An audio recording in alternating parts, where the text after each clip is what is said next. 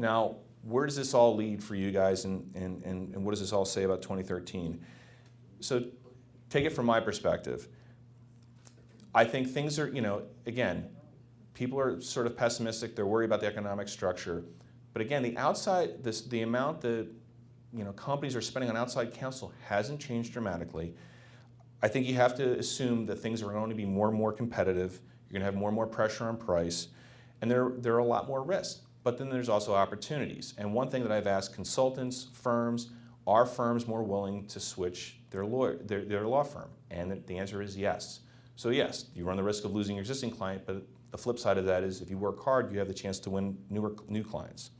So what does this mean for you guys? What does it mean for marketers?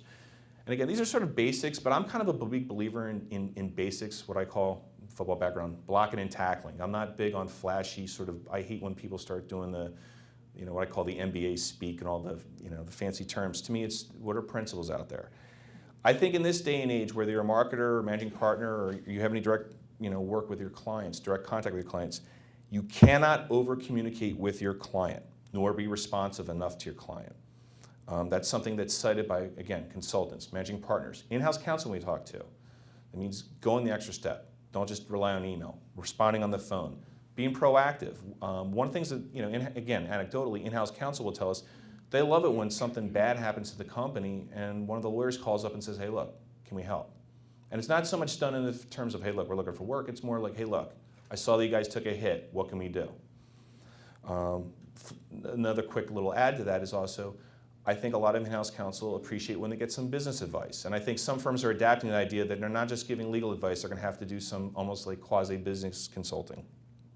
Number two, to whatever extent you can demonstrate value to your client and differentiate yourself from your competitors, you need to do it.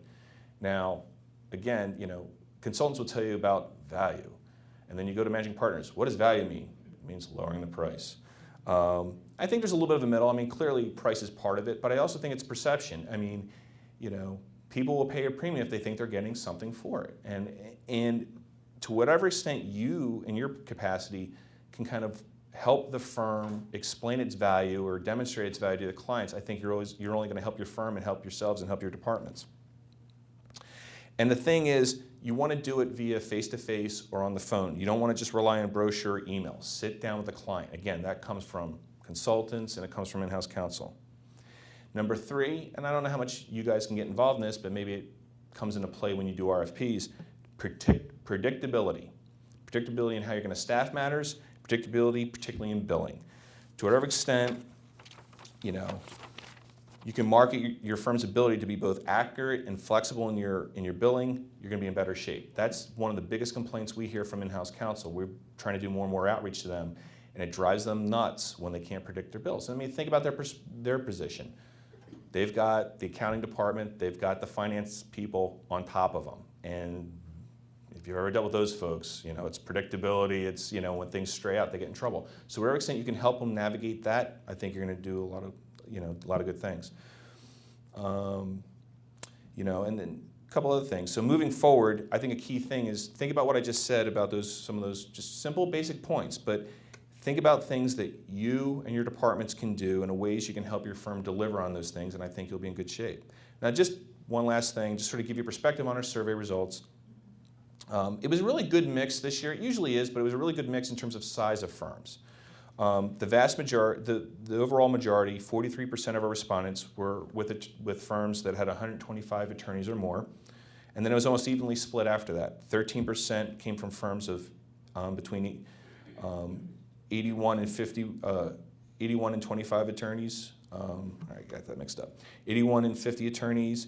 And then from 25 to 50 was about 13%, and 16% were 11 to 25. In terms of where they come geographically, 55% were from Philadelphia, 20% were from Pittsburgh, and 24.5% were from other, so probably either Northeast PA or Central PA.